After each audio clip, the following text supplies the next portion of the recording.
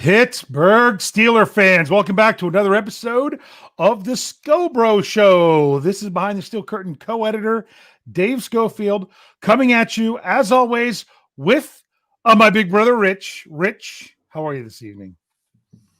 I'm here. You're here. Awaiting can't breathe. No, can't breathe. Can't good. Can't breathe. Yeah, can't breathe. But awaiting the snow. I know exactly what you mean. We're due for some. We don't usually get much snow in my area, but we're supposed to get some tomorrow, so we're kind of ready to do that. So I say just get on with it. Get on with the snow. Get on with the week. Get on with getting to the next game, because that's kind of what we need here. A little bit of Steeler fans. This is usually our transition show when it comes to the Behind the Steel Curtain podcasts. This is the one that talks a little bit about last week and then looks to next week. Okay. The hangover, when we get to run on a regular week, which we did this week, unfortunately we won't next week because it's a Monday game, but I liked having that extra day for the Steelers as scheduled. But we'll talk about some stuff with that. Right. That's going to be nice. But so we have a regular week this week. So you had the hangover yesterday. That's talking about the game that was. This is our game. We look at the game, or our show where we look at the game that was. We look at the game that will be. Then tomorrow night, you got Know Your Enemy. That's looking at the next game. And then, of course, the preview on Thursday. That's previewing the next game. So here we go. Oh, poor Brad has to go study for a test. We'll see you later, Brad. Oh, sorry, Brad.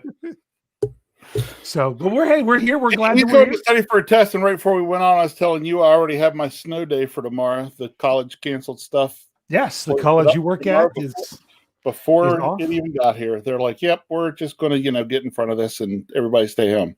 Yeah, well, when we're supposed to start getting snow is, my youngest is in preschool, and it would be fine to get him to school, but it might be a mess picking him up. And they don't handle snow in my area like they do where you live, where I grew up. So I'm not worried about myself. I'm worried about all those other knuckleheads out there that don't know how to handle it. So anyway, that's a whole different story. I will say to Brad, thanks for popping in. Sorry you got to go work on this exam, but we expect nothing less than an A. So yes. Get to it. Yes. No excuses. The standard is the standard. So live up to it. Okay. Yeah. And then Mark says there's no snow there in Florida. Yeah. I assume Pittsburgh's getting part of this storm too. I think my area is supposed to get worse than that. Not near as much. It's really cutting off as you go north and west of us out here. Yeah. We're in the same like total you are. And then you start going north and west, it starts dropping off. Yes. So fairly quick. It's funny. People call where I live Western Maryland. Yeah, you're not. Yeah, I guess I'll call it Western Maryland. If that's the case, then I grew up in far Western Maryland. That's Western Maryland. That's the Pittsburgh area. That's the Pittsburgh sphere of influence. There you go. I saw Thaddeus was in here. Thaddeus, I hope you see the comment Kyle just threw out there. Kyle's going hunting in the snow. In the snow tomorrow. So. Yeah. But speaking of snow, the Steelers played a game that had some snow at the beginning. It wasn't really sticking or anything. And it did make for a little bit of some interesting conditions. And you can think of a couple plays in particular to start the second half where some players slipped and might have cost a couple things. Not any different than that Monday night game. We'll get to the Monday night game too. Yeah, we've got to talk about that one a little bit. Yeah, we will. But let's go ahead and, I don't want to get we don't want to completely miss the Steelers talk. This is what we're here for. So the Steelers, it's so interesting because I picked the Steelers at the beginning of the season to go 12-4. That was my prediction, 12-4. So right now they're 11-2. So they're overperforming where I had them. And I had the Buffalo Bills as one of the losses. Yes. That's just what we kind of chalked up because we knew the Bills were going to be the real deal. And guess what we found out leading up to this game? That the Bills are the real deal. Now, here's the thing that's a little bit different about the Bills. Kind of like you get this with a lot of other teams. The Bills were expected to, before the season started, to be the real deal because they had a strong defense and a capable offense. Here it's the other way around. They have a strong offense and a capable defense. Yeah, That's what they are this year. So they're not what you expected, but yet that's what they are. That's who the Steelers faced off against. And honestly, that was probably, going by ranks, one of, if not the best offense that they faced in a long time. Yep. And what was so frustrating was, what did the defense do in that first half? 3 points. Held that off. Everyone's talking about how great Josh Allen is and everything else. Held them to 3 points. Barely over 100 yards, net yards in the first half. That's what the Steelers defense did. And yet the whole team walked into the locker room deflated because of the pick six before the half. You knew how, I'll be honest with you. There's two lines of thought. I've gone back and forth on this a little bit. There's two lines of thought on how the Steelers responded after the pick six. They came out, they ran the ball, they let the clock run out, blah, blah, blah, end of half. They had 2 timeouts. What was it? 52 seconds left, I think, something like that. And they just kind of they ran a play, ran another play, let the clock run out. To me, I had no problem at that time saying, you know what? You just kind of had a nightmare play. Get in the locker room, regroup. But based on what happened and how they came out of the locker room, I'm like, you kind of made that play even worse by making it such a big deal by not trying to take advantage of your 52 seconds. Yep. Does that make sense? Makes total sense. Yeah. So I could see why to make that decision in the moment. And I said that in the preview, but the more I've thought about it, the more I'm like, that really magnified how big of a play that was by afterwards you just waved the white flag. So you could have made a statement to your team as a coach. You know what? We're still going to go after him, right? 52 seconds. You know what? We got to get those 6 points back. At least let's get half of them back. Let's go. Get out there. Get on the scoreboard. Get the ball down the field. And instead they're like, oh no, we need to kind of lick our wounds from that one and see what we can do. And it completely carried over into the entire second half. I don't know if that was the reason, but you can't say that it wasn't. Right. All right, hold on. I will say something here as you brought up that pick six. I think it was Tony in an article he did, and I'm going to bust on my own son for the same thing in the live comments over there. Kyle was talking about, touchdown pass instead of the pick six. It's a 14-point swing. Nope. But it only been a 13-point swing because we missed the extra point. Yeah. Tony said the same thing in one of his stories. He put out there something about, that was an extra 7 point. Nope, they missed the extra point. It was only 6, yep.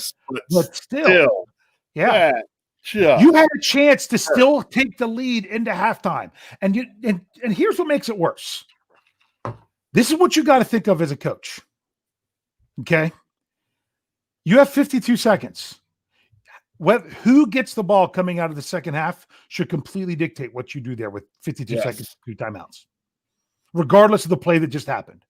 Knowing that they get the ball, you're like, are you going to allow them to get 6 points there and they get the ball to do something at the beginning of the second half? But then again, you were still trusting your defense. Here's what happened to start the second half. Rich, I got to ask. I read it. Did you see it? I read Jeffrey it. Completely covered it. I'm like, I will give you the stats. You just back that up with the film. They made. I noticed that they did. I noticed during the game that they had done that, that they switched sides with him. Yeah, it was crazy. What they made the slightest tweak for the first 2 drives of the second half, and that was they knew that the Steelers would be stubborn. I like to say that this is stubborn because it's the way they do things, and I've heard about this before. When in years past they're asked, "Hey, are you going to have this corner follow this receiver?" Well, that's not the way we do things. But you know what? Sometimes you have to do things differently based on what other people are doing. And the Buffalo Bills specifically lined Stephon Diggs on the other side of the field to get him away from Steven Nelson. Yep. Because in the first half, we laid it out in the article on Steelers Vertex today at behindthesteelcurtain.com, your one-stop shop for all things Pittsburgh Steelers. You can go check that out. Jeffrey and I did it. I laid out the stats of how Buffalo's stats were in the first half versus the second half and all these things. And specifically, their best offensive weapon, some people say it's Josh Allen, Josh Allen isn't what he is if he doesn't have a good receiver to throw to. And I'm sorry, Stephon Diggs is one of the best in the league. That's what Kevin said as soon as he did his scouting report. KT Smith said, he's one of the best there is out there. We don't have a receiver like him. And he's good. And Steven Nelson did a great job. The one play they got out in the first half with him did help him get that field goal. But that was where Nelson was there, had the catch, would have tackled him. And Minkah Fitzpatrick actually knocked Nelson off the tackle and didn't get him down. He busted for 23 yards. Yeah, instead of going down, he almost held him up. Yes. Yeah. He that's the way Jeffrey described it. He was going down, and because Fitzpatrick hit him in the opposite way of what he was going down, he actually stood him back up. Yep. So that's just that's going to happen. Those are fluky plays. Steven Nelson did a great job. Do you realize in the second half, in those first 2 drives, there was only one time where Diggs lined up on the offense's left side, the defensive right side, and that was on the touchdown when Nelson fell down. If Nelson doesn't fall down, that's not a touchdown. So It doesn't mean that they wouldn't have got the touchdown eventually, but that play wouldn't have been a touchdown. So they made the slightest tweak. They're like, hey, let's flip the field and see if we can get him open on the other side. And it worked. So my question is, I often wonder this. If the Steelers would have had a big lead and Buffalo would have been trying to come back, how long do you think it would have taken them to actually say, we're going to do something about him being on the other side of the field? I don't know that they would have. I'm not sure. I don't know. So, yeah. Hey, I want to grab this super chat question here before I lose it. I was holding it just so I wouldn't lose it. All right, you go ahead and click on it then. Oh, all right. Thank you. There. Just so you know, the super chat features where you can, I'm pretty sure this is just on YouTube, not on Facebook, that you type in your comment, you click the $sign, you throw something towards the show. We appreciate, we don't expect you all to use the super chat feature, but if you do, we will bring up your comment no matter what, unless it's inappropriate. But $2 into the tip jar from Steel Dog 88. He says, do you think the Steelers should throw their offensive scheme out? Rich.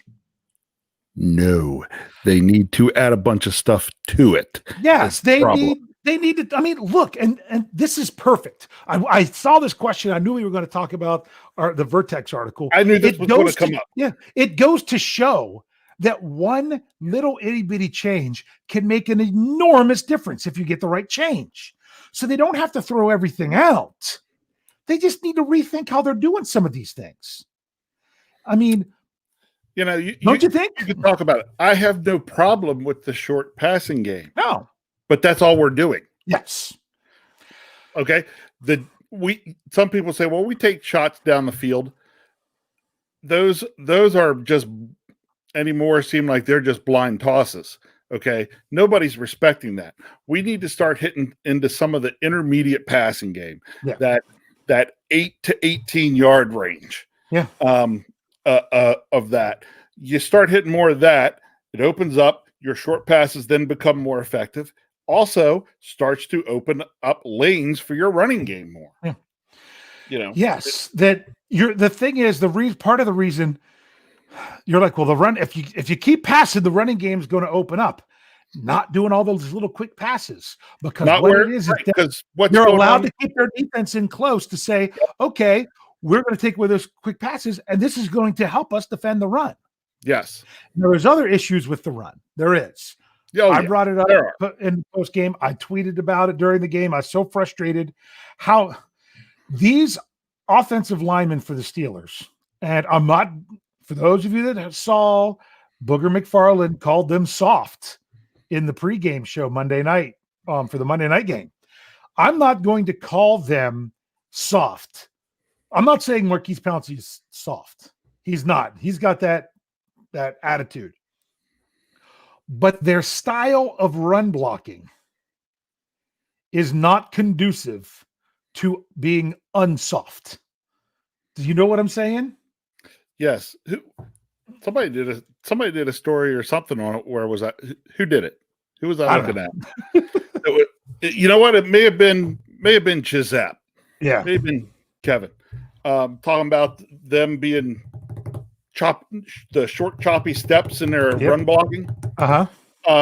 It does a lot to hold on to momentum. It does a lot to potentially guard against injury.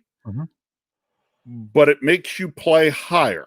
That's what I was going to say. They're not playing low enough. When we're playing high, that all that choppiness where you think you can keep momentum going, you can't keep it going when you're playing high. It's you should know. You have the degree. It's physics. It doesn't work. Yes, you're right. And the thing is, in order to the way that they're asking them to block, they're asking them to block low. They're not asking them to fire off and drive their guy back. That's not the style of blocking of the blocking scheme.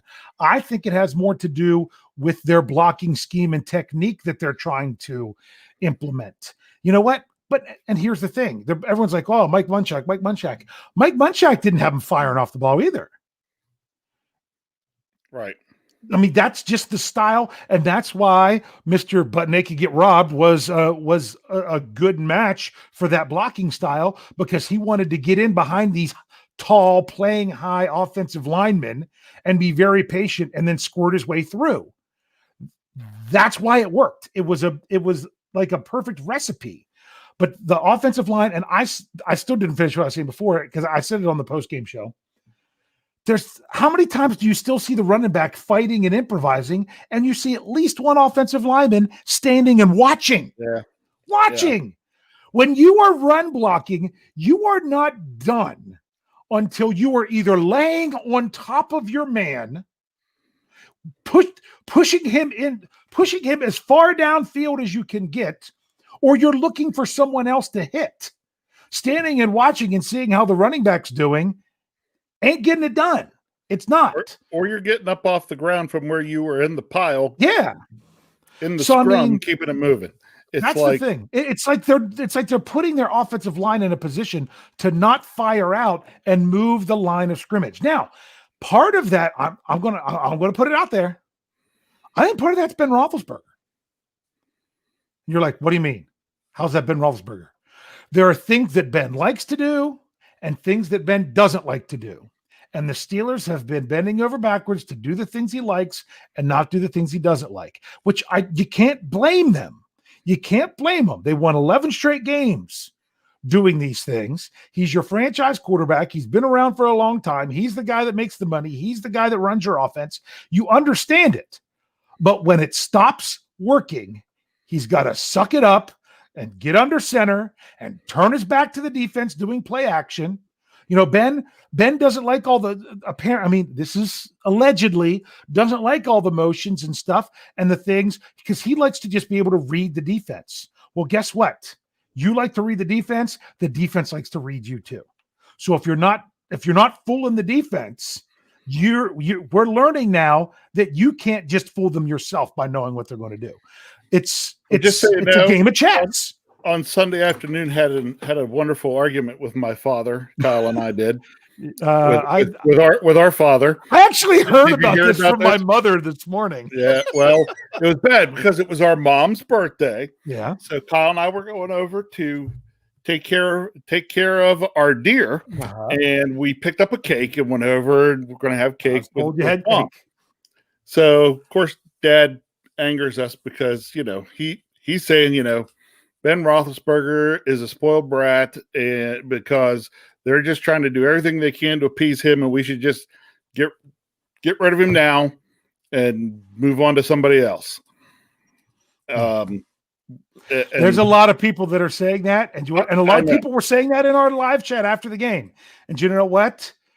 That's why we as fans, we don't have the emotional control to be on the coaching staff because we're too invested as fans, because that is a fan reaction. And I'm not saying you're wrong for feeling that way, but my goodness, if something came out it's Tuesday night when we're recording this on YouTube. If you're listening to an audio podcast or platform, this isn't true. But what if something came out where we found out, oh no, Ben's has an injury. He's going to miss the last 3 games of the regular season. We don't even know about it. We'll be back for the postseason.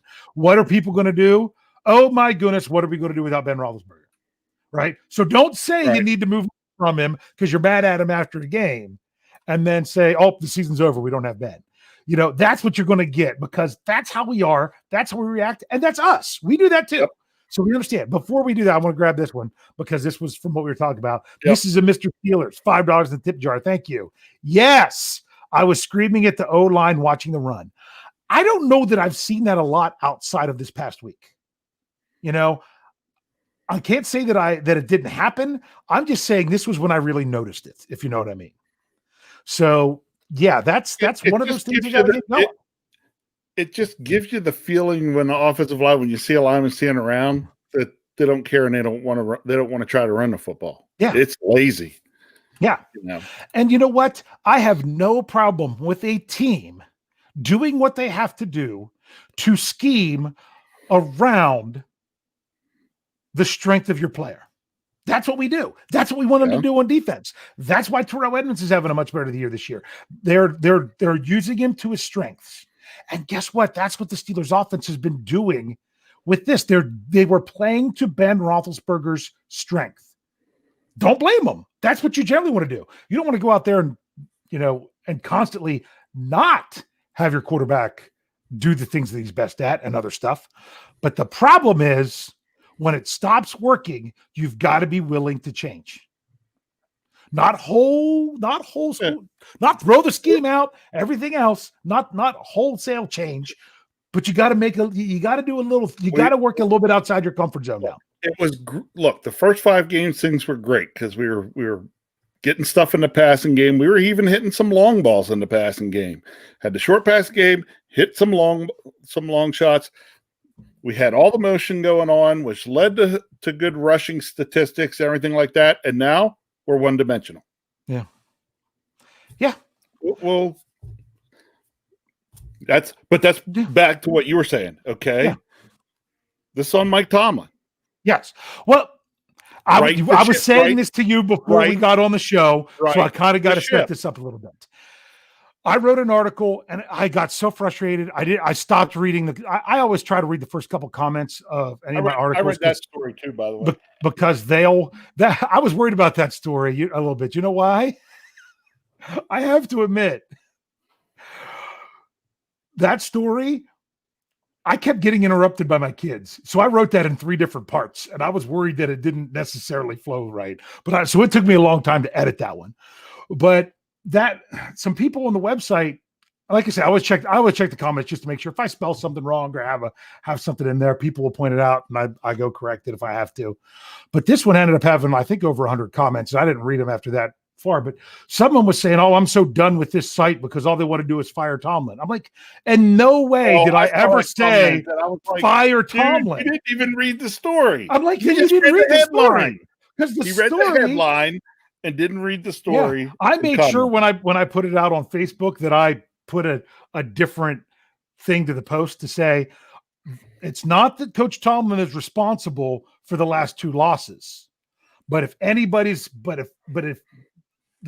he is responsible for doing everything he can in his power to straighten this out, to right the ship. He said we can fix it. Okay. And that's why I said in the article. You're the head man, and you're saying we can fix it, so it's up to you to see it gets fixed. Yeah, he said, because he was asked the question, is there enough time to fix the offense by the next game? Yes.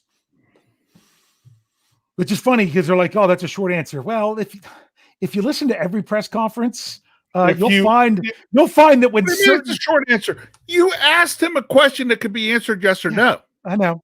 And it's really funny because I'm not going to call anybody out, but you notice the people that get short answers, it's usually the same people, and it's based on their questions, and which was so funny because I saw another Steelers site today on Twitter saying that, oh, this person usually asks good questions. I'm like, that's the person that he won't answer, that he gives one-word answers for because they're not good questions. They're not. And I'm like, so yeah. Anyway, it's not Coach. Great reporter, just not the best at asking the best questions. Right. So. The question isn't, Coach, do you have time to fix these things? No. Yeah. Coach, how do you go about fixing what do you see as issue, or even what do you see as the challenges to be able to correct these issues? Yes. Boom. Yes. Things like that. But he says that they can right the ship. But what I'm saying is they did something, they're doing more of the same, they're doing more of the same. if Ben wants to keep doing the same thing and do it better, and that's what they've been saying. I mean, they said after the Washington game, they weren't going to change anything. They just need to do what they do better. Mm-hmm. I mean, okay, let's just tell the other team they're not prepared for anything, which you could say was a mind game, but then they didn't really do it. So you're saying you just need to do what you're doing better. Well, guess what? After 3 straight games, you've been figured out. Exactly. Do you want to be the 2019 Baltimore Ravens that got figured out and bounced out of the playoffs in their first game? Because they got figured out. And the Steelers were one of the teams early in the season that helped kind of say what you could do. Every team was able to do it. So it's just one of those things that now you've got to tweak it. If Ben doesn't want to tweak it, if Randy Land doesn't want to tweak it, then guess what? Tomlin has to. Sorry, I'm banging into stuff. I'm moving my hand so much. Tomlin's got to step in and say, "This is why we're tweaking it." Right. That's why I say it lies on him. You're going to do this. Yeah. So, and if he has to make, I mean, I've seen head coaches say, I mean, who was it? Was it in, I almost said San Diego. Was it the Chargers? Their head coach took over the special teams because their special teams coordinator wasn't getting it done. I'm not saying I want Coach Tomlin calling plays, but I'm just saying if you got to say, nope, this game, so-and-so's calling plays. I know people are going to scream for Matt Canada, but or something else like that. If that's what it takes, then he needs to do whatever it takes. That was my point. Got to bring this one up. Snowman, $5 into the tip jar. Thank you, Snowman. Hadn't thought about this. This is a great question. Hey, Dave, why haven't the Ratbirds been punished for their COVID-19 outbreak? That's an easy answer. Yeah, because they're the Ratbirds. Because Wang Harbs. And the fact that Goodell's buddy with the owner. Yeah. That's why. I think the longer they wait, the more people aren't going to say. But I'm trying to think of the time frame. It was a while until they did anything for Tennessee, although they didn't do much. It was about. It was between 2 and 3 weeks. So it should have been. It should be. It should be there. But you wonder if they're trying to let that calm down and go away a little bit, so then they're not going to hit them as hard as most people think they should. Yeah. So they're hoping if they let it slide a little bit and then do something, people will have water under the bridge by then. Yeah. So except for those of us in Pittsburgh that were totally screwed by the whole thing. And it really was. And it really was. Because if you think about it, I gave a shout out to Wes at the post game because he says, mark my words, having this by this early is going to come back to haunt them. And I said, it's going to, you could make that argument at any point of the season, just say, chalk it up on any loss. But the way that they're playing over this stretch of the game, over these stretch of games where I think they just looked tired this last game. Yeah. But I think the Steelers could have been fine with just the movement of the bye to week 4. Yep. But then throwing in the Thanksgiving debacle on top of that. Yep. And getting everything off, it's the two combined. That's if it wasn't for the one, the other one might have been okay. If it wasn't for the other one, the first, you know what I'm saying? I think it's both of them together just kind of has really put them behind the 8 ball. But you know what? You still got to play. You still got to do your thing. People should have heard me yelling at the TV at last night's game because somebody brought up, and the Ravens, how lucky they get. Their starting quarterback goes on the COVID list, and he only misses 1 game. Yeah. And I'm like, I'm screaming, he should have missed more than 1 game. Thanks, Wang Harbs. Yeah. Yeah. Yep. The way they worked it out a little bit, but that was we'll get to that game. We'll start the second part of the show, but we still got a couple things here about this past week. The defense. Even with the losses meaning the loss of players, I mean, no Vince Williams, obviously no Devin Bush. That was early on. No more Bud Dupree. Then you have no Vince Williams, no Robert Spillane, no Joe Hayden, and they still did what they did in the first half to that offense. And really, they did not play horrible in the second half. They did not. They had part of that was they were gassed. Our offense had way too many 3 and outs. That defense got no opportunity to go get off the field and catch their breath. Did you see what I put in my by the numbers article the next morning? How about 8 Yes. minutes and 20 seconds? That was the Steelers' time of possession in the second half. Yeah. 8 minutes and 20 seconds. So if you're doing the math, that's 21 minutes 40. and 40 seconds for the Bills being. Now, granted, 7 minutes and 11 seconds of that was the last drive of the game, which, yeah, that one was a killer. But at the same time, when it came to the defense, what do you expect them to do? It has a 2019 feeling overall. Now, granted, we know Ben Roethlisberger. We know it was a different scenario last year. But just think about this. If I were to say, the Steelers are struggling to win the game, their defense has to do so much that the only way they could win a game in the last 3 weeks is because the defense scored. And if you're having to, and if your wins are dependent on takeaways and even scoring on those takeaways, then you're going to be in trouble. Yeah. That was the theme of 2019. Could the defense make enough? Could the defense add enough points to that it would get above, that the defense and offense combined could get above in points what the defense could hold them down to? Yeah. Yep. Because the offense couldn't get that amount of points on their own. The defense had to help add points. Yeah. I mean, think about it. If you don't get Joe Hayden's touchdown against the Ravens, look at how that ended. Now, granted, the defense probably wouldn't be giving up that big play at the end because they wouldn't have been going for the nail in the coffin. They would have probably been playing a little bit different. So that's it. Things would have played out differently. But man, when you win a game by 4 points and your defense had 6 of them, you gotta give props to the defense. So kind of how it works. So the defense, I don't think, is the issue. I think the defense is doing fine. Cam Hayward was unstoppable in the first half. He was just disrupting everything. They had to make a big adjustment to handle him. They did. Yep. They double teamed him almost the whole second half. TJ Watt probably had his worst game of the season. That time the hold was called on him. I thought I saw him grimace, like his shoulder was twisted weird, but he's not on the injury report, so they can't say anything about it. Something about him just seemed a little off. Stephon Tuitt got blanked. He didn't even have a tackle or anything. But remember, he's coming back from the COVID list. He's the one I thought was invisible. Yeah, but he's also coming back from the COVID list. Yeah. You've got to remember, I don't know if he was a close contact or if he was a positive. We know this could wreck your body a little bit. It might take a little. It's different for everyone. So maybe he wasn't quite ready, but he stepped back into it anyway. I don't know, or maybe it was just a down game. But normally, if you have to put so much attention on Cam Hayward, some of those other guys can thrive, and it just didn't happen. Alex Highsmith played more snaps than TJ Watt, and I still felt like he looked like he was only going at about. He was giving it everything that he had, but he was dinged up. So I felt he was only about 85% of what he could be, by no fault of his own. But he was just going out there to still trying to play through. So it was quite admirable in that respect. So I think the defense is fine. Think about it. They held Buffalo to less than their season average, and that includes a score by the defense.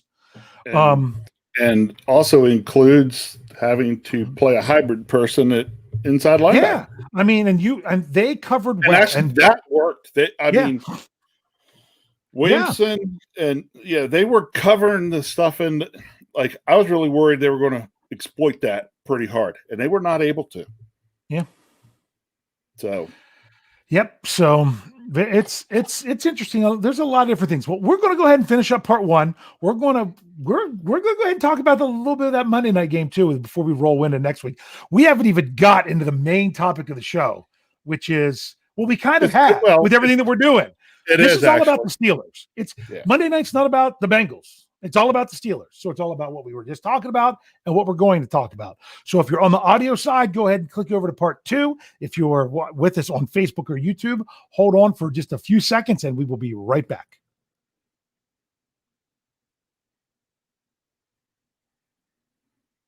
And we're back, Pittsburgh Steelers fans. This is the part 2. This is part 2 of the Scho Bro Show with Behind the Steel Curtain co-editor Dave Schofield and his big brother Rich. Still doing good, Rich? No, totally changed from 30 seconds Yeah. ago. You ask me that Well, every I'll week, tell you and I'm what. just like, Hey, it's like, sometimes no, I'm I doing did. good, and That's people so get much me worse. fired up about stuff with the Steelers, and I'm not doing good anymore. If you know No, what I it's mean. like I'm so much worse because I just spent the last half hour talking to you, Yeah. or actually So, listening to you talk. yes, listening to me talk. I kept giving you a chance to say stuff. You're like, yeah. You just start talking over top of me then, and I was just like, okay, go ahead. No, I need to Okay. ask you better questions where you can't just say yes. If you don't know what we're talking about, you have to listen to the first half of the show. Yeah. So the Pittsburgh Steelers are now in a situation where their magic number is 1 to clinch the AFC North. 1. I tell you what, I do not like rooting for that purple team, but I was rooting for that purple team. You know what? I've never been more invested. I really was. Part of the way too. I'm like, why? Why am I doing? Oh, well, because I kind of don't like that other team even more, and they're closer right now. So I'm like, my goodness, that's one of those that you're like, no. Each they time could have the tied. lead changed, or each time one team scored, I would think about, well, the positives if they win is blah blah blah. I kept looking. It's like I kept looking at and then the lead would change. Like, well, the positive of this is, so I was just back and forth. But in the end, when the Ravens won, it was like, well, now our magic number's 1. Yes. Yeah. If we can't magic number's 1. Doesn't even have to be this week. If we can't win this division, 3 games to go, and our magic number 1, we don't deserve to win it. Or even better, I'm just going to say this. If the Pittsburgh Steelers cannot defeat the Cincinnati Bengals without Joe Burrow, who was all they had the last time they played them, then they are not the best team in the North. Correct. I said it. But because we saw what the Dallas Cowboys did to them the other day. Yeah. So I clicked Thaddeus. I wasn't trying to. Hi, Thaddeus. Yep. Hi, Thaddeus. Hi, Thaddeus. He was asking a question for the live chat anyway. So Steel Dog 88, another $2 in the tip jar. Thank you very much. He says, with the win in Cincy, we rest guys the last week. It all depends on how it plays out. I think they will, because I don't think the Steelers are looking at the number 1 seed anymore. Nope. Because here's the thing. They have to win all 3. And then the Chiefs either have to as your article said, 4+. 4+. And guess what I missed? I looked at this week and I knew that the Chiefs played the New Orleans Saints. Yes. I didn't realize they play the Atlanta Falcons the next week. Oh, that's right. So they only have 1 AFC game left. If they only lose 1 game, it has to be that one. And the Steelers have to win all 3. Or KC has to lose 2. And it's the Chargers. Yeah. Yeah. So the 1 seed is it's not in the Steelers' hands anymore. And I mean, it is what it is. Yes, you're 11-2, but when someone's 12-1, it is what it is. So I wouldn't be surprised in that last week. Anybody that's potentially dinged up and needs to rest could be sat out, and it wouldn't surprise me if they sat Ben out. Yes. As well. I mean, you're still going to see a decent number of starters, but not all. Yes, because you can't rest everybody. But at the same time, I think that would be that would be beneficial if that game doesn't mean anything. I also laid out in the article that's still there on the website, what do the Steelers need? Of course, if they win the North, they're in the top 4. They can't finish worse than the 4 seed because it goes to the 4 division winners. What they need then to be the 3 seed, the 2 seed, and the 1 seed is what I would say. The 1 seed's really far out of reach. The 2 seed all comes down to Buffalo, because now Buffalo's 1 game back and they have the tiebreaker on the Steelers. Right. When you talk about then the 3 seed, you're talking about either the Titans or the Colts, whoever wins the South. And right now the Steelers have the tiebreaker on the Titans. So that magic number is 1. They don't have the tiebreaker on the Colts because they still have to play the Colts. So that's still going to matter. So that's how it all plays out. But if they're to a point where it's not going to really change their seeding or their position at in a worthwhile manner, you're better off resting your players that last week, especially going against Cleveland, because you know what their defenders like to do with players' helmets and stuff like that. So yeah, I would suggest in that game I would suggest if we're going to do that, if Ben's not going to play that Start game, that they go inactive for Ben, keep Dobbs, make Dobbs active, start Dobbs, because we don't want. I don't think that's what they'll do. No, but I'm just saying. So my thing is with that is, if the Steelers were going to have a bye after the playoffs, don't rest. Because when you rest 2 weeks, I did this article in the offseason.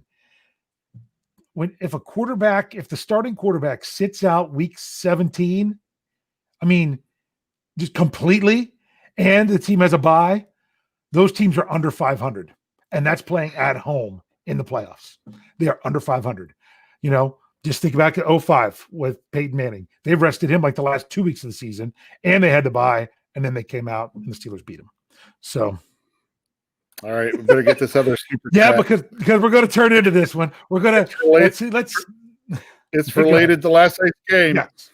Mrs. and Mr. Steelers puts another $5 in the tip jar and says, "I just want to add in another tip to document that Lamar did indeed have the diarrhea during Monday Night Football." Which he denied on Twitter, but I was not following Twitter during the game. I was trying to write an article. I was trying to get Vertex ready, actually, and I got completely distracted having to just get up and stand in front of the TV and watch the game because all the stuff going on with it. Apparently Twitter, there was a lot. They said, "Oh, Lamar, don't read Twitter." And of course he said that wasn't the case. I will tell you, someone did point out, you saw the bandage on his arm to see that he did get an IV. And you did notice that when he came back out on the field, everything was pass, and he didn't even look like he was looking to run. Yeah. He got all his runs out of him earlier in the game. I'm sorry. Okay. No, but you could. I spoke to our mother this morning, and she's like, "Well, I fell asleep, didn't watch the game. Probably watching a Christmas movie or something." But they were interested. She was interested. She's like, I saw that the Ravens won. And she's like, I'm like, "Oh, you don't understand." She's like, "Well, tell me what happened." And I'm like, that was crazy. It's 4th and 5 at the 2-minute warning. The backup quarterback goes down with a knee injury. They're like, "Do you just punt here?" Awful, by the way. What's that? That looked awful. It did. But it's just a sprain. He's not good. And I'm surprised because that for McSorley. Yeah, it looked like it was going to be one of those serious injuries. And then who comes chugging? I don't want to say run anymore. Who comes chugging out of the tunnel? But one MVP. Yeah, but I'm telling you why. One MVP of 2019 comes out there, and you're like, okay, what's going to happen? Because you were already chalking up to, if the Ravens can't win this game, it's because they didn't have Lamar at the end. And he takes the ball, and he can run for the first down. Yep. He could have ran for the first down. I'm not going there anymore. But then again, when he sees the guy break wide open, he just puts the ball out there to let him go get it. Yep. But I'm telling you, man, that if that's the same scenario, and Ben Roethlisberger is actually moving out of the pocket, so this is a long shot here, and has the chance to dive forward. It must have been 4th and a half a yard, not 4th and 5. But instead, he decides to float it out there to either an Eric Ebron or a Deontay Johnson, if you know what I mean. Guys that have been having trouble holding onto the ball, because, man, Hollywood Brown had drops in that game. Yeah. Okay. So Lamar Jackson had a different kind of drops. Sorry. So I can't help myself. Okay. I got to get you off this. Yes. So here, I actually had a question about this game. No, stop. Okay. Because you were talking to her mom and explaining the game. Here was the game in a nutshell, because I had to explain that one to my wife when it's midnight before I'm going to bed. Today, she's like, "What was going on?" I said, "Oh, I'm so glad I stayed up and watched it." I said, in the last 2 minutes of the football game, there was a touchdown, Mhm. a 2-point conversion, another touchdown by the other team, an extra point, a field goal, and a safety. To cover. Yeah, That covered the spread. I know it did. That was Depending if it was crazy. 3 or 3.5, depending on where you locked in at, you were either going to push or lose, and that safety made the difference if you took the Ravens. So that was crazy. I keep when they're throwing around, I'm like, oh, I hope they get a safety. I'll get my pick right for our staff picks.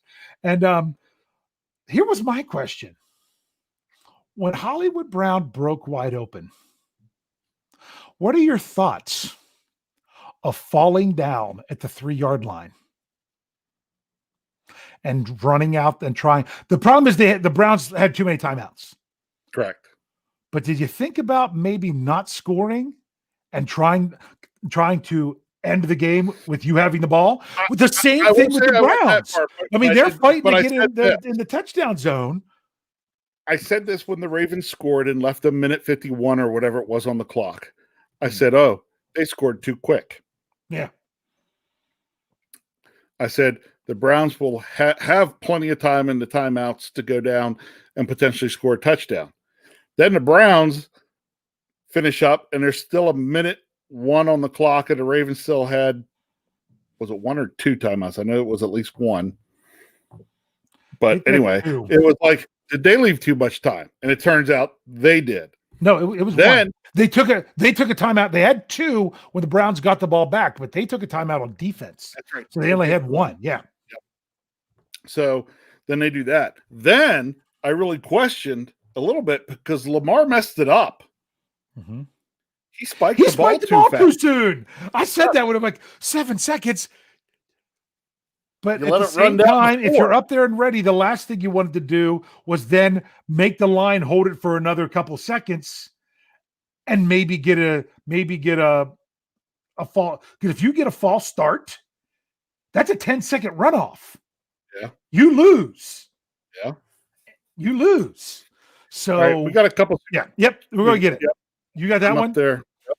So Michael, yeah, that's why I let you do the names. Michael or Roscoe. Okay. Win the AFC North, get the Ratbirds out of the playoffs. Not going to happen. Nope. Especially going to be three teams from the North. Even if the win for would have won for Baltimore gives them a 71% chance at the postseason now. Even if they would have lost to the Browns, I think they still would have made it because look at their final 3 games. The Jaguars, the Giants, and the Bengals. Yeah, I had to think about that one. I might have messed up the order. I know it's the Bengals last. I'm pretty sure it goes Jaguars, Giants. Yeah. So the Giants are the best teams. Jaguars, Giants, Bengals.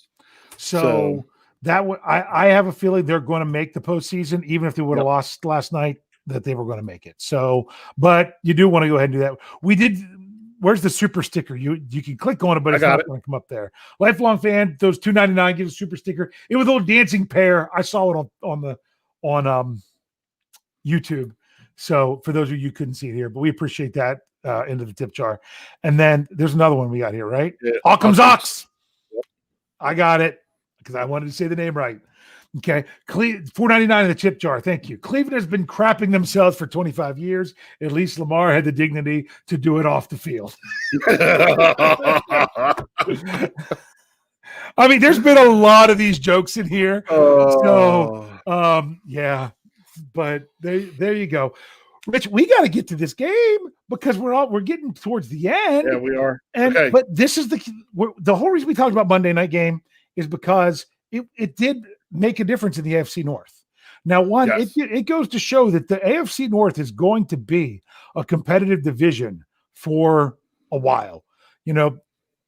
Especially, if they could get some players around Joe Burrow where he's not going to get killed, then you got to also look at that team as well. So the AFC North, I think, is a division on the rise. But the Steelers still have a very good chance to be the 2020 AFC North champions by winning one more game.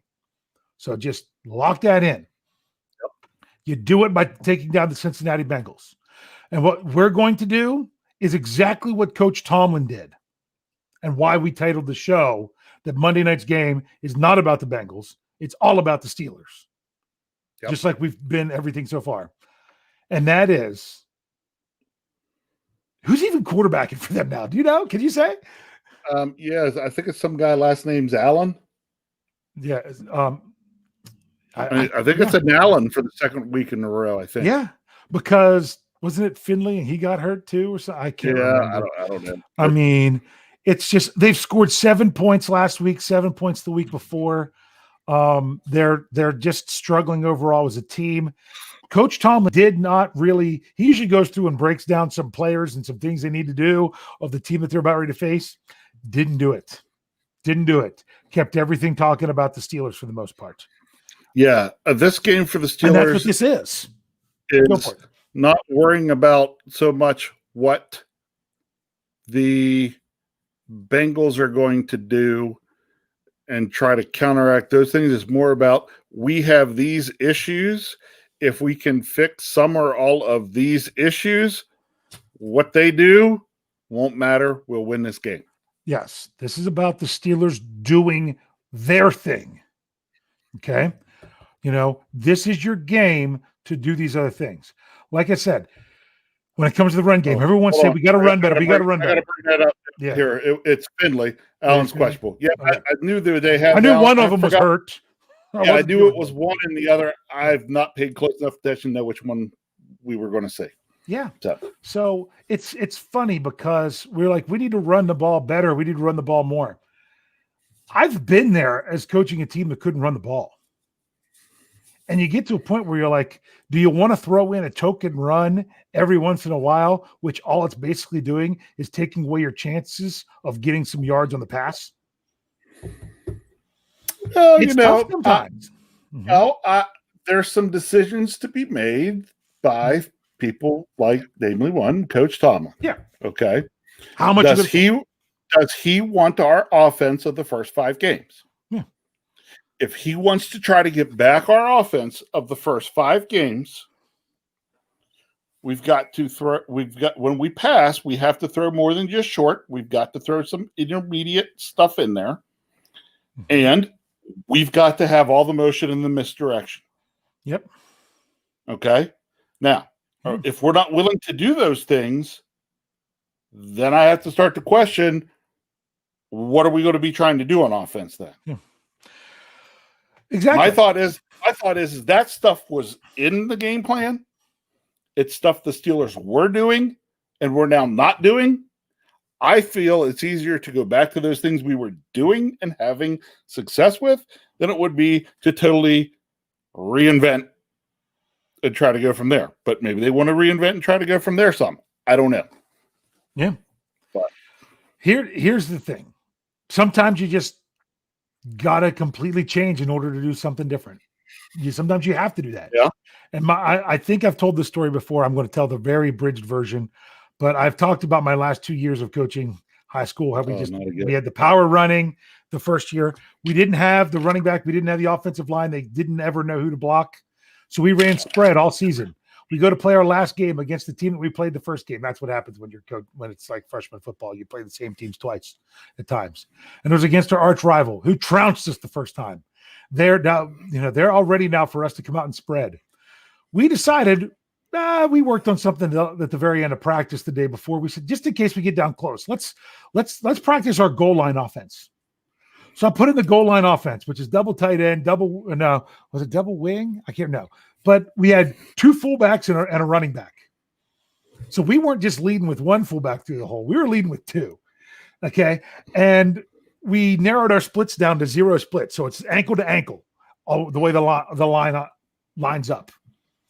And we did that for a couple plays running it. And the offense goes back to like, we're just like a big bulldozer. We just all move together forward. I'm like, okay. They're like, Coach, we should try that just for real. I'm like, all right, let's do it the first drive tomorrow.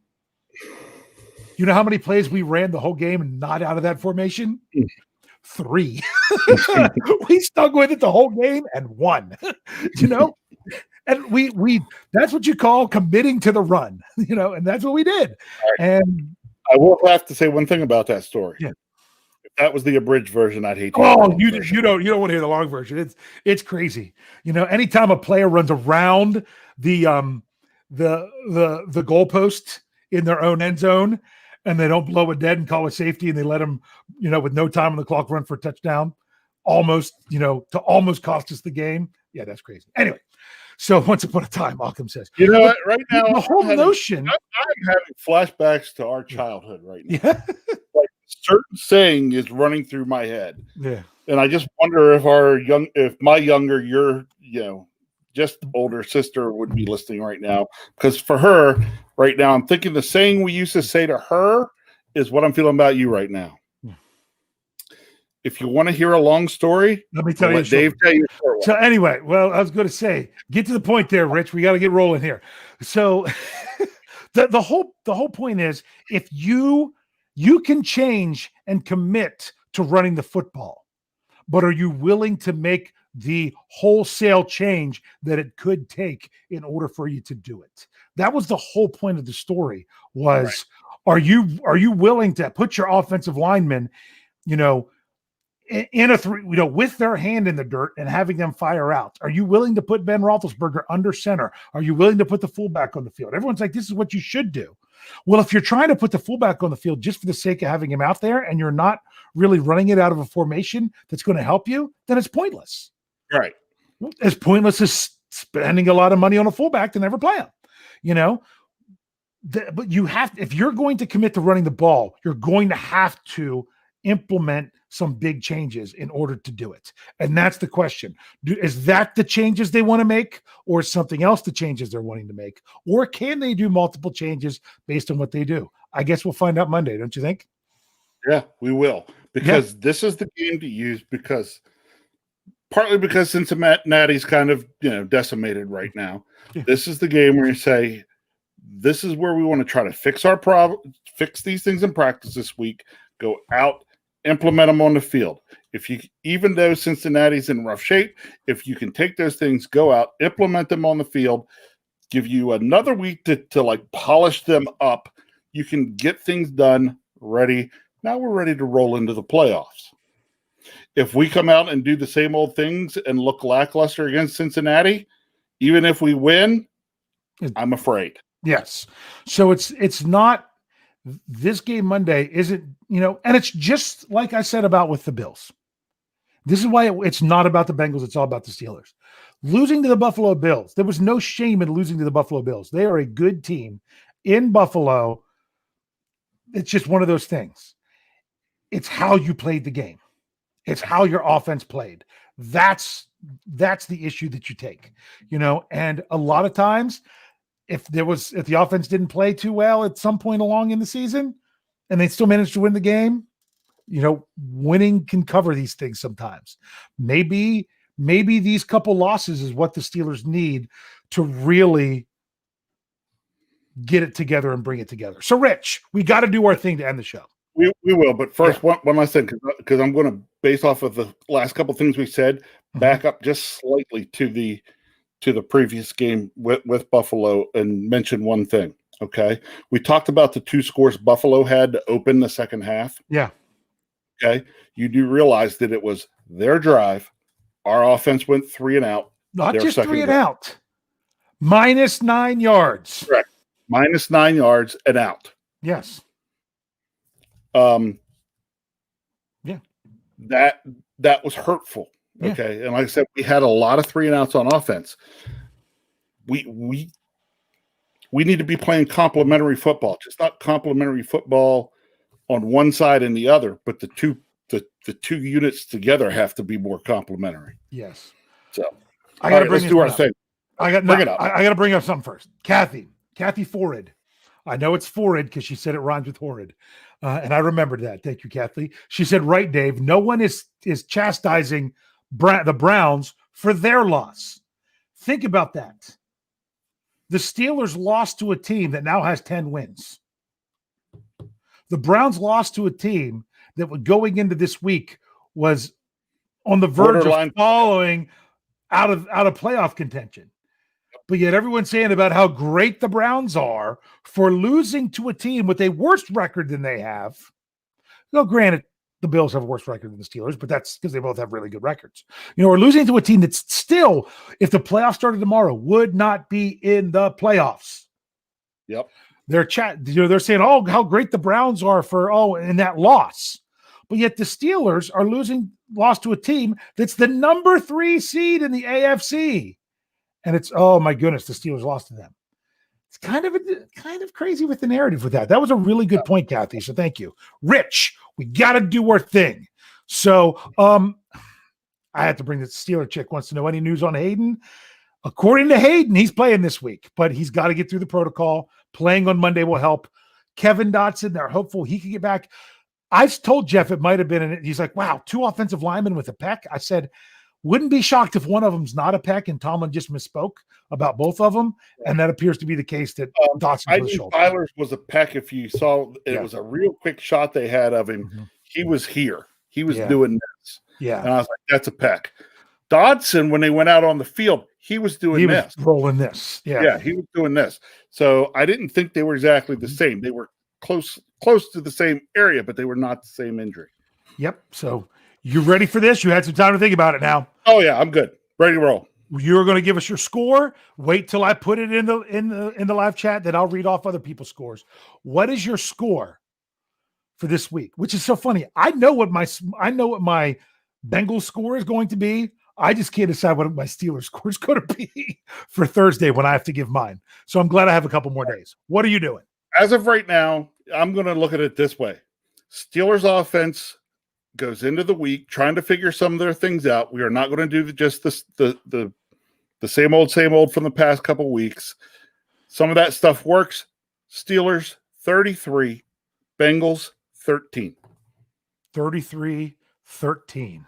33-13. It's so funny because someone's, it's not even Wes was in here. People saying about Jalen Samuels. Jalen Samuels was the best running back for the Steelers last week. Yeah.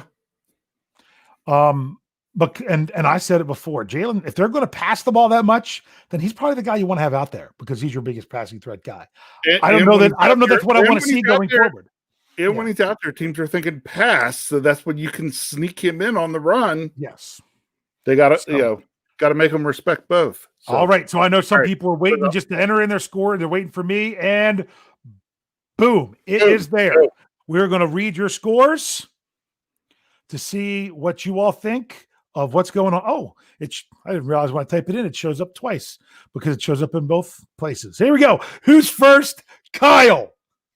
Kyle's first. 16-10, 3 field goals. If we suck, 27-13 if we figure out how to play football.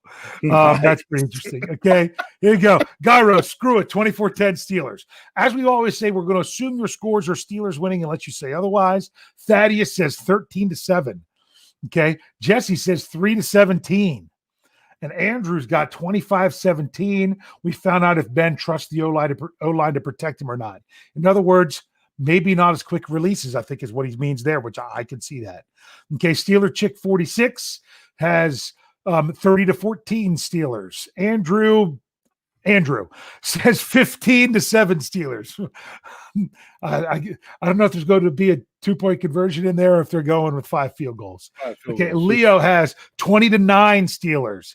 Lumberzack 24-7 good guys. Sean Manahan 30-10, and he did say the Bungles like he should. We want to see that Escalooser going because Ohio's still having fans. So they should still. I think they're still due to have fans Monday night. Oh, so we might get to see Crime Bengals lady. I don't know if we see Crime Bengals lady. I want to see the Escalooser, although they might not have to. They might not have to run it up on that top. Yeah, but I don't know if they will or not. All right, so Steeler Nation 412, 28-14. Okay, Steelers Pittsburgh 21-10. Good guys. Okay, it's funny because Soul Craven said about McFarland being a better choice. They didn't even have him active. He was inactive in that game. He did not get a helmet. Very interesting. Ryan Kellerman, 23-13 Steelers. Okay. Here's an interesting one. Toby, 35-3. That would be a statement, I would say. That would be a statement. They made a pretty big statement the last time they played.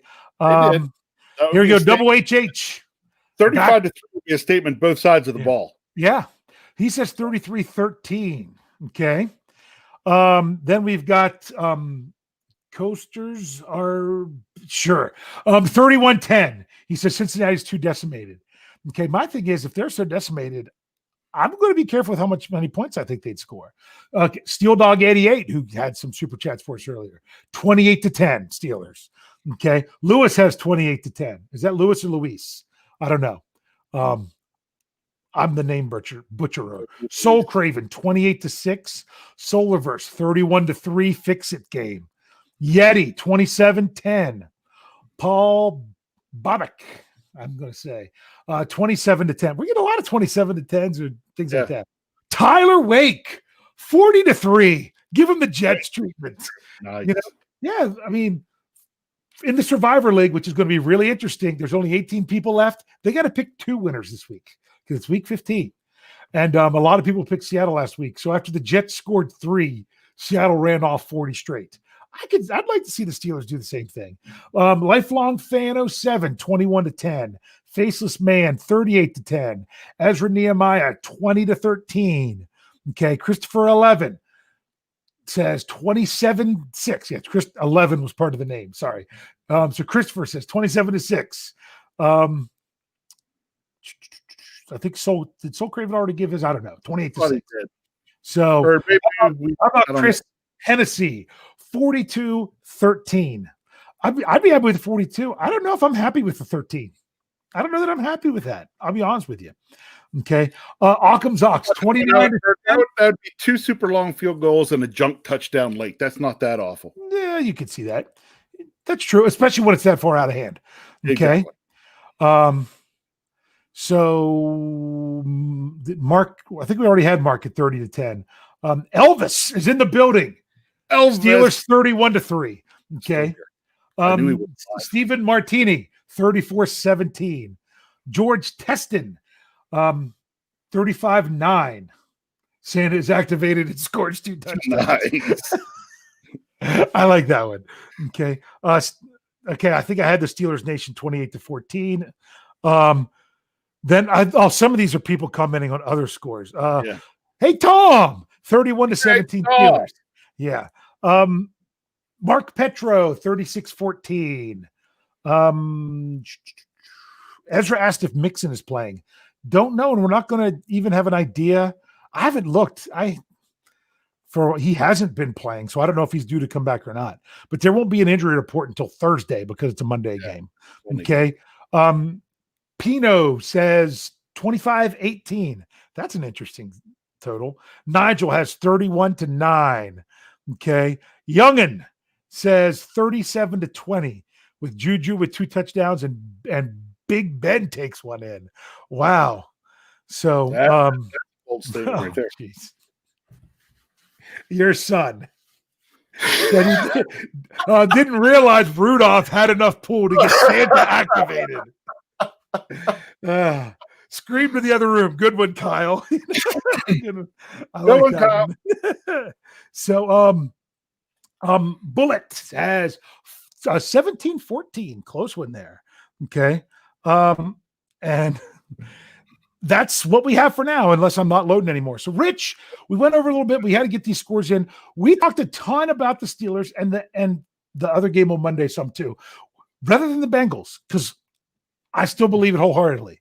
This is not about the Bengals. This is about the Steelers. Yeah. The team we're playing right now doesn't matter. I want to see what the Steelers do compared to what I've seen the last 2 weeks. Yes. I wouldn't mind being Steelers, get a good win this week, come back, I'd play your guys in week 16 against a team that's on the verge of the playoffs and see if you're playoffs. Yeah, that's even the right team. Yeah. Play them against the Colts at home. Especially because, and then play it from there. For years we've had Phillip Rivers' number, so it's always fun to mess with him. Yes. So bottom line is I still think this game's on the offense because, the Bengals should not be putting up big points on the Steelers defense. If the Steelers can't win the game, it's because their offense can't get anything going. So Tomlin says it's going to happen. Don't tell me, show me, right? Show me the money. Yep. So we've got the same schedule for our podcast this week. Make sure you are checking out. If you're one of those people that are just on YouTube or just on Facebook now that we're doing them on Facebook, check out the audio. We've got something really interesting starting at the end of the week. I think it might even start tomorrow, or if not Thursday. We are going to have some of our podcasters just give a small, Christmas memories series that we're going to have of short audio only podcasts. They'll be released in the evening, but you'll be able to find them. That different ones of us we're going to talk about some of our Christmas traditions, and we're going to tie them in with the Pittsburgh Steelers. My best Christmas story involves the Steelers, so that's what you're going to hear from me. So it's going to be interesting to find some of these things. So make sure if you're one of those that just say, I just like to listen on YouTube, you're going to want to check those out because those are going to be a lot of fun. And of course, always check into BehindTheSteelCurtain.com, your one-stop shop for all things Pittsburgh Steelers. Any last thoughts you got for me there, Big Bro? Well, right now I just have the Steelers 12 Days of Christmas running through my head. Yeah. Okay. Franco, here's his moves. Oh, sorry. I remember I played that on here one time.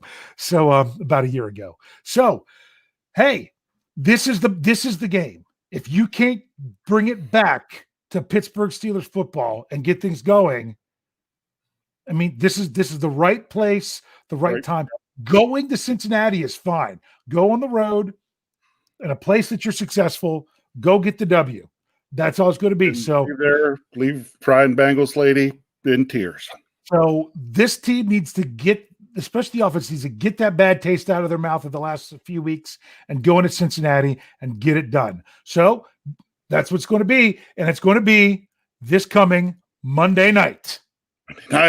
Can't wait.